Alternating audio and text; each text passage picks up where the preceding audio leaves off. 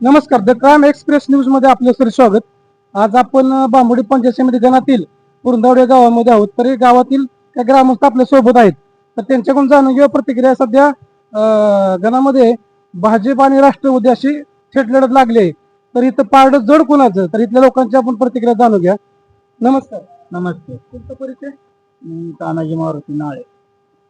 काय कुणाचं वार वाटतंय इथं? भाजप. भाजप. कशामुळे? तात्पुरते साहेब कामं करतात ना लोकांची. म्हणजे काय काम केलं तुमच्या पुरंदवड्यात? भरपूर दवाखान्याची कामं केली. कोण पेशंट पुण्याला मुंबईला ऍडमिट आहेत त्यांचे काय फी भरते त्यांची. अशी भरपूर कामं केलीत. लाईटची कामं केली, शेतकऱ्याची डीपीची कामं केली. तसेच आपल्या सोबत आता पुरंदवडे ग्रामपंचायत सदस्य अविनाश ओवाळ साहेब आहेत. पहिले ते राष्ट्रवादीचं काम करत होते आणि आता भाजपकडे आहेत. का, कशामुळे हे जाणून घेऊया. नमस्कार. नमस्कार. काय कारण आपण एवढं तिकडं एवढं दिवस काम केलं आणि आज भाजपमध्ये काम करता, तुम्ही सध्या सदस्य आहात. काय तुमचं एक एवढा दिवसाचा प्रवास कसा राहिला? वास्तविक पाहता पुरंदवडे नगरीमध्ये काम करत असताना ज्यावेळेस आमची ग्रामपंचायत इलेक्शन लागलं त्यावेळेस आम्ही स्वतः रणजितसिंह मोहिते पाटील यांच्या बरोबर आम्ही मिटिंग घेतली. गाव सुरू दोन्ही पार्ट्या आहेत, पण दोन्ही पार्ट्या तुमच्यात निवडून आली ती बी तुमच्या पाडलेली सुद्धा तुमचीच पार्टी, ह्या बेसवर आम्ही निवडणूक लढवत असताना आणि आमच्या पॅनलला रणजितसिंह मोहिते पाटील यांचं नाव देऊन आम्ही इलेक्शन लढत असताना ग्रामपंचायत त्यावेळेस ठरल्याप्रमाणे हे वागले नाहीत. थोडक्या मतानं आमचा ग्रामपंचायत सरपंच पदाचा उमेदवार थोडक्या मतानं 17-18 मतानं पडला. पण आज 5 वर्ष आम्ही वनवास भोगत असताना आमच्या बी काहीतरी अडचणी आहेत. त्या अडचणीला सामोरं जावं लागतंय. ग्रामपंचायत मध्ये सदस्य असताना काम करत असताना सुद्धा अडचणीला सामोरं जावं लागतंय. ग्रामपंचायत मध्ये काम करत असताना रामभाऊ सातपुते यांच्या फंडातून 10 लाख रुपयाचा निधी सौर ऊर्जाचा दिवे बसवण्यासाठी आला होता. पण त्याच्यामध्ये सुद्धा जे आमचे विरोधक सरपंच आहे त्यांनी माणसांची तोंड बघून काम करण्याचा प्रयत्न केला. मग इतर समाज असेल किंवा ज्या दलित बांधवांसाठी निधी मंजूर झाला त्या ठिकाणी सौर दिव न बसवता इतर ठिकाणी सौर दिव त्यांनी बसवली. मग असं का? म्हणजे माझं भांडण एवढंच होतं की ज्याच्यासाठी निधी मंजूर झालाय त्या गोष्टीसाठी खर्च झाला पाहिजे. पण यांचं काम असं 10 लाखाचा निधी आल्यानंतर 2.5 लाखाचं काम करायचं आणि 7.5 लाख रुपये खिशात घालायचं अशी वर्तणूक आज विरोध पार्टीची आहे. विरोध पार्टी म्हणजे बाळू डोके असतो तेच काम करत आहे. महालक्ष्मी मंदिरासाठी जवळजवळ 4.5-5 कोटीचा निधी मंजूर झाला. त्याही ठिकाणी काय सुद्धा काम केलं नाही. वृक्षारोपणाचा कार्यक्रम नाही. तिथे गेलं तर आज अवस्था अशी आहे, खड्डा आहे तर खड्ड्यामध्ये मुरुम भरला नाही. देवळासाठी सुशोभीकरणासाठी भरपूर निधी आला, त्याचं सुशोभीकरण केलेलं नाही. भवानी माता मंदिर परिसर या ठिकाणी गेल्या 15 वर्षापासून वृक्षारोपणाचा कार्यक्रम केला जातो. पण त्या झाडाला 1 ग्लास पाणी घालायची हे नाही, भावना नाही. जर बारीला काम करायची, खर्च करायचा, त्याचा उपयोग होत नाही. आलेलं झाड जळून जाते. मग खर्च करता कसं? मग आमचं ह्याच्यासाठीच भांडण आहे. जे तुम्ही करता ते आलं पाहिजे. पण यांचं तसं काय नाही. रामभाऊ सातपुते यांच्या फंडातून बरेचसे कामं झाली. इतकी कामं झाली सांगता येणार नाहीत. आता आपण बसलो या पुलाखाली, या हायवेचं काम सुद्धा त्यांच्या सरकारनं केलेलं आहे. ग्रामपंचायतच्या माध्यमातून रस्त्याची कामं केली, खडीकरण केलं, मुरमीकरण केलं. अशा ठिकाणी जाता येत नव्हतं, त्या ठिकाणी जाण्यासाठी रस्ता केला. मग काम म्हणून माणसांनी भाजपला मतदान दिलं. हे सगळं बघूनच आम्ही आकर्षित झालो आणि भाजपचं काम करायला आम्हाला उत्साह आला. बाबा ह्या ठिकाणी गेलं तर या ठिकाणी विकास आहे म्हणून आम्ही भाजपकडे आलो. कामाचा माणूस म्हणून तुम्ही रामभाऊकडे आलात. कामाचा माणूस म्हणून आम्ही इकडे आलो आणि जनतेचे गोर गरीब जनतेचा तळागाळातला माणूस असू द्या, तिथं जर गेला तर ते बोलवून घेतात. बाबा का रे बाबा कुठला येतो, काय तुझं काम आहे? काम सांगितलं का तिथंच लगेच फोन काढून फोनवर कुठला अधिकारी असेल कोणी का असणार लगेच फोन लावून काम करण्याची पद्धत त्यांची चांगली आहे. पुरंदवड्या बांबू आता तशी थेट लढत म्हणलं तर भारतीय जनता पार्टी आणि राष्ट्रवादी तुतारी अशी लढत सध्या चालू आहे. तर पारडं जड कोणाचं वाटतंय तुम्हाला? 100% भारतीय जनता पार्टी. पण आता विरोधक तर असे म्हणतात की तुम्ही तर आता विकासाच्या कामासंग बोलताय, तर विरोधक असे म्हणतात की का विकास फक्त कागदावर दाखवला जातोय, त्यांच्याकडून काही विकास वगैरे काय नाही, ह्याच्या आधी काही विकास केला नाही का इथं? विकास झाला नाही, म्हणाल एवढा विकास झाला. रामभाऊ सातपुते यांच्या माध्यमातून कोट्यांनी निधी आलेला आहे पुरंदवड्यात.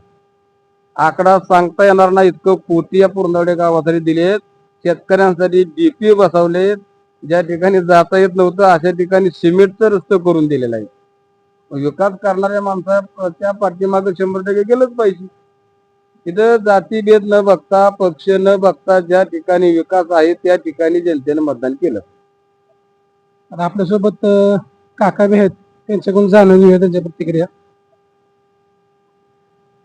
आपला परिचय ज्ञानदेव बाबा गोरे.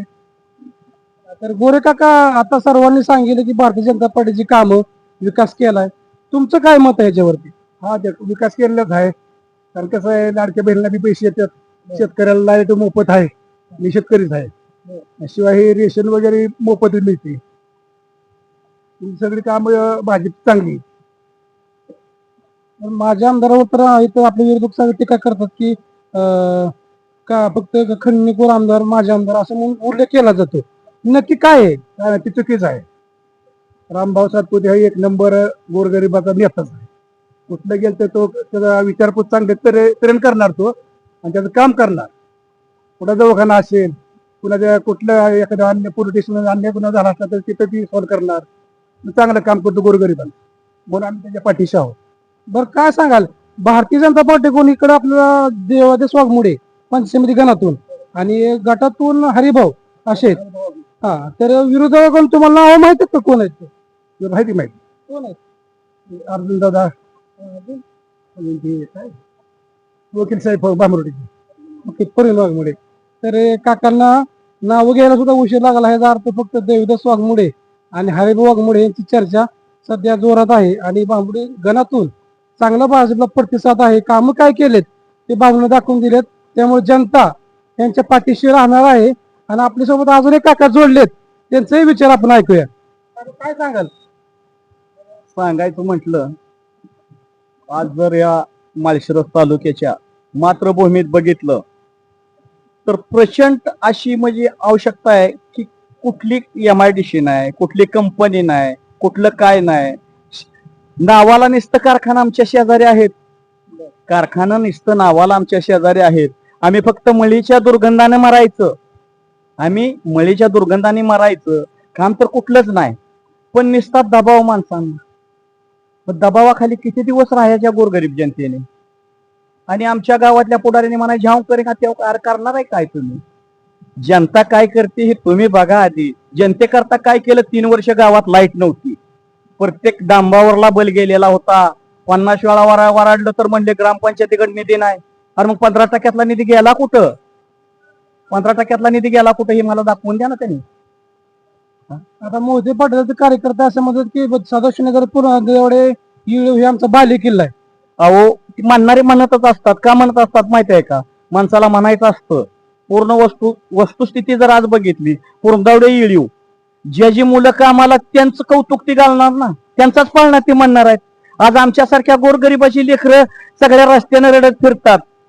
कुणाला अन्न नाही, कुणाला पाणी नाही, कुणाला लाईट नाही. तोंड बघून जर कामं केली तर जनता काय करणार आहे मला तुम्ही सांगा आता. तुमचा काय व्यवसाय? मी सर्वसाधारण बघा, सलूनचं दुकान आहे माझं, आणि सलूनचं दुकान असून आम्ही कष्ट करून पोट जरी भरत असलं तरी सुद्धा आमच्यावर दबाव टाकण्याचा प्रयत्न केला, पण त्या दबावाला आम्ही बळी जाणार नाही. का जाणार नाही? कारण आम्ही कोणाच्या बांधल्यातली कामगार नाही. आम्ही फक्त एकमेव, आम्हाला फक्त भारतीय जनता पार्टी आवडते. भारतीय जनता पार्टीचं काम स्वच्छ आहे. आज नितीन गडकरी साहेबांच्या ह्याच्यात काम झालं. फडणवीस साहेबांनी आज भरपूर निधी दिला लोकांना. आज गावोगाव तुम्ही जावा, बघा तुम्ही काय कार्य आहे ती. आमचे रामभाऊ सातपुते साहेबांनी जशी लहान बाळक पोटात घेतात तसं रामभाऊ मांडीवर घेतात. ह्यांच्यापाशी गेले तर आम्हाला पोटापाशी सुद्धा उभा करत नाहीत, कारण ह्यांचंच पुढारी ह्यांना चालतात. मग आम्ही काय केलं पाहिजे? थेट भाव कोण काम केलं जाते. अहो, ज्येष्ठ भाव कोणत्या नाही, भाऊचं कौतुक करेल एवढं थोडं आहे. ही लोक अनेक म्हणतात हे अमकं केलं तमकं केलं, ह्यांच्याच्यानं काय झालं यांच्या कामाच्या पावत्या दाखवाव्यात आम्हाला. तर हे होते की आपले छोटे व्यावसायिक सलूनवाले, त्यांनी त्यांचं परखड मत आपल्यासोबत चॅनलला मांडलं आहे आणि त्यांचं की बोलण्यासारखं भरपूर आहे. की काय असेल ते आता आपण मुद्दानातून त्यांना दाखवलं जाईल असं त्यांनी सांगितलंय. तर धन्यवाद. कॅमेरामन शरद लोखंडेसह मारुती शिंदे, पुरंदावडे.